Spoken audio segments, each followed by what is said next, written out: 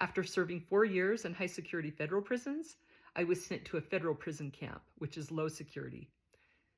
My family lives in Utah. I had been in Minnesota and they shipped me back to California to Victorville.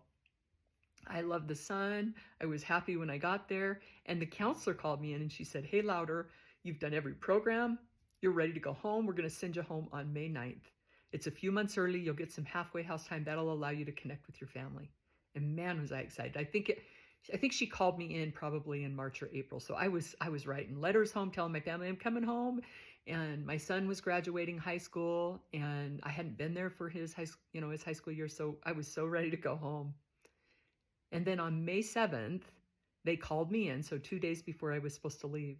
And the counselor said, "Hey, we made a mistake. We're going to keep you another 3 months." I was physically sick. Like I couldn't even breathe.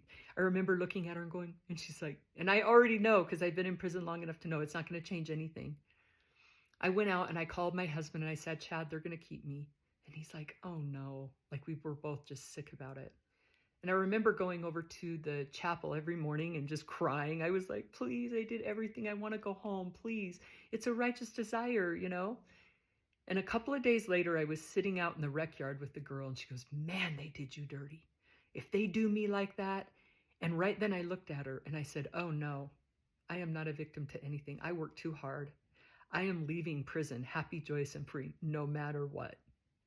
And that was a turning point for me because I realized I am not a victim to anything. I get to decide. My response to what's happening will determine the outcome. And 3 months later, I walked out of that prison happy, joyous, and free.